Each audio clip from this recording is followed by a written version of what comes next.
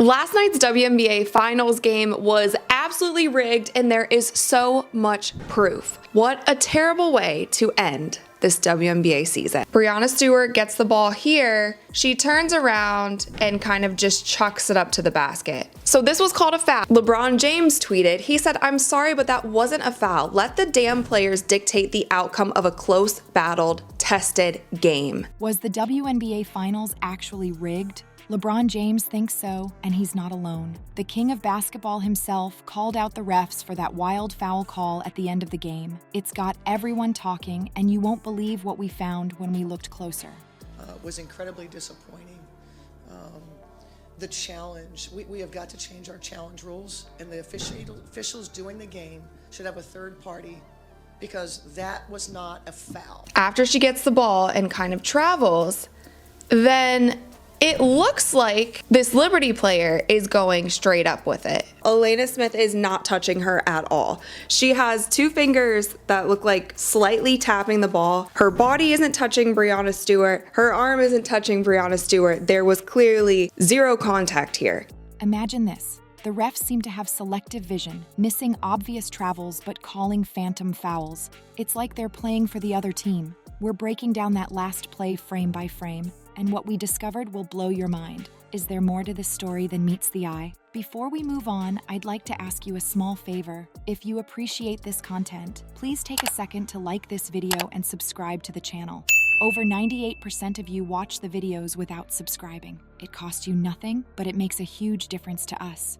So, did you click the subscribe button? Great, thank you so much. Now, back to the video. Picture this, 6 seconds left on the clock. Minnesota up by 2. The ball's in Sabrina Ionescu's hands, and the tension is through the roof. Everyone's on their feet, holding their breath. This is the moment that changed everything. Ionescu's got the ball at the top of the key. She's looking to make something happen. The defense is tight, but she sees a sliver of daylight. She drives right, trying to create space. Alana Smith is right there, arms up, moving her feet. It looks like textbook defense. But then, out of nowhere, the whistle blows. The ref points at Smith. Foul? Everyone's in disbelief. The crowd goes wild. Players are throwing their hands up. It's chaos on the court. Let's break this down frame by frame. Ionescu's got the ball. She's driving. Smith's moving laterally, staying in front of her. Their bodies make contact, but it's minimal. Smith's arms are straight up. It looks like she's in legal guarding position. Now, here's where it gets crazy. From one angle, it looks like Smith might have leaned in slightly, but from another, it's clear her feet are set. Experts say this is a textbook example of verticality. But when you challenge something and you challenge a play that basically has the power to change the outcome of arguably the most important game, but here is the reasoning as to why they didn't overturn this foul. So this is what the ref said. Alana Smith is not in a legal guarding position. Therefore, Stewart will be shooting 2 free throws. And Minnesota will lose their timeout. After seeing not only the travel that came before it, but then also the no contact when she went up with the ball, like, it's crazy. The defender has a right to their space if they're not initiating contact. So what did the refs see that we didn't? Was there a push we missed? A hip check that the cameras didn't catch? It's like they're seeing things in another dimension. You know what's even wilder? They went to review the play. Everyone's thinking, okay, they'll get it right now. The refs are huddled around the monitor, watching it over and over. The tension's building. This is their chance to make it right, and then, bam, they uphold the call. Foul on Smith. Ionescu's going to the line with a chance to tie it up. The Minnesota bench is losing it. Their coach looks like she's about to explode. This isn't just about one call. It's about the integrity of the game. When plays like this decide championships, it raises serious questions. Are the refs feeling the pressure? Are they favoring star players? Or is there something else going on here? As questions swirled about the refs and the integrity of the game, an unexpected voice joined the conversation.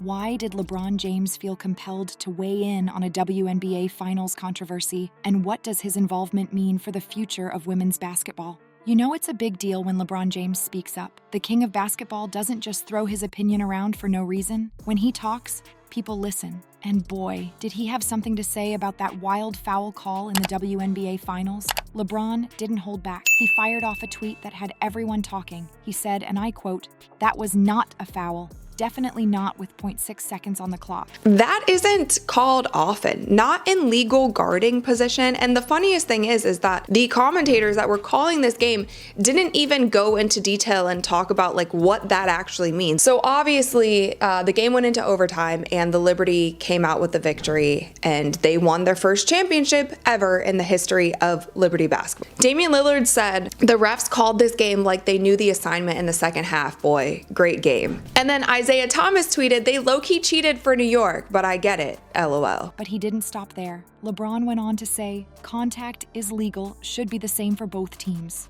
Ouch. He's basically calling out the refs for playing favorites. This isn't just some random comment. When LeBron speaks, it's like a megaphone for the whole sports world. Suddenly, everyone's talking about WNBA officiating. It's trending on social media, sports shows are debating it, and fans are fired up. But LeBron wasn't the only NBA star to chime in. Other players started speaking up too. It's like they opened the floodgates. You've got guys like Trae Young and Ja Morant weighing in, questioning the call and the review process. It's not just a WNBA issue anymore. It's basketball players standing up for each other, regardless of league. Now, here's where it gets really interesting. LeBron's words don't just highlight one bad call. They're shining a spotlight on a bigger issue.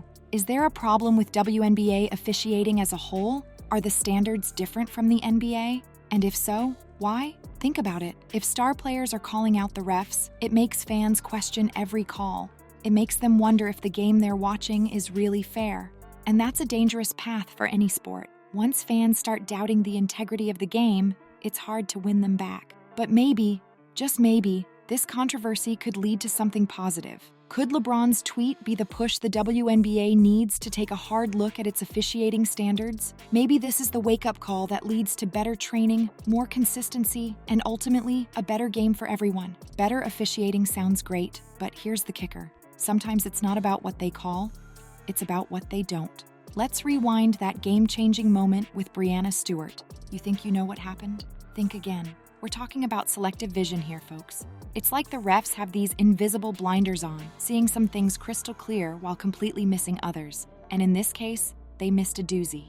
Remember that crucial play with Breanna Stewart? The one where she made that game-changing move? Well, guess what? She traveled. Yeah, you heard that right. Stewart took an extra step, clear as day, but the refs, they were too busy looking elsewhere. Let's break it down, frame by frame. Stewart's got the ball. She's making her move. 1 step, 2 steps. Wait, was that 3? Yep, it sure was. Her pivot foot lifted and landed again before she released the ball. That's textbook traveling, folks.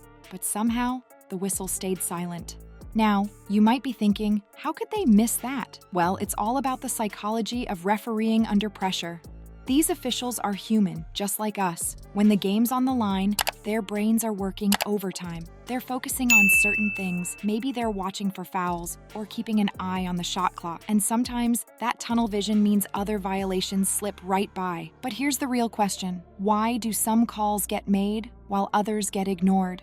It's like there's this invisible rule book that only the refs can see.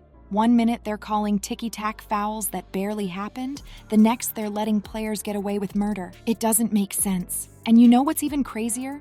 This isn't just a one-time thing. We're seeing patterns here, folks. It's like there's this unwritten rule in WNBA officiating, let them play, except when we don't. The inconsistency is driving fans nuts. And can you blame them? The inconsistency in officiating has opened a can of worms. Now, people are asking, was this championship decided before the players even hit the court? A shocking conspiracy theory is making waves, and it's got everyone from casual fans to NBA superstars talking. Some fans are pushing a wild idea. What if the WNBA Finals were actually rigged? It sounds crazy, but hear me out. They're pointing to a pattern of questionable calls, not just in this series, but throughout the season. Remember that travel we talked about earlier? Some folks are saying it's not a coincidence. It's part of a bigger plan. Let's look at the history here. This isn't the first time the WNBA's had controversy around officiating. Back in 2019, there was that infamous no call in the playoffs between the Mystics and the Aces. And who can forget the 2021 finals when players were openly questioning the refs on social media? It's like every year, there's something that makes fans scratch their heads. Now, here's where it gets juicy.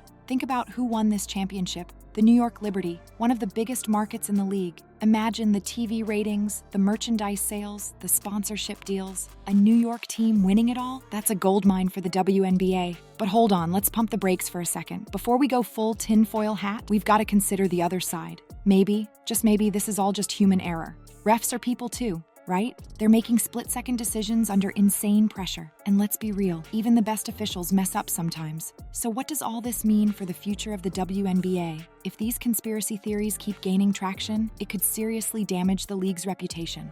We're talking about fans losing faith, players questioning every call, sponsors getting nervous. It's a slippery slope. On the flip side, maybe this controversy is exactly what the WNBA needs to make some real changes. Better training for refs, more transparency in the review process, maybe even some new technology to help make calls. It could be the wake-up call that takes the league to the next level. So here's the real kicker. The biggest loser in all this isn't just Minnesota, it's the entire WNBA. This controversy is shaking the foundation of the league. Fans are questioning every call, players are losing trust, and the integrity of the game is on the line. It's time for the WNBA to step up and face this head-on. We need better training for refs, more transparency in reviews, and maybe even some new tech to help make the right calls. The future of women's basketball is hanging in the balance. Think about it. If fans can't trust what they're seeing on the court, why would they keep watching? The WNBA has come so far, but one bad call could unravel years of progress.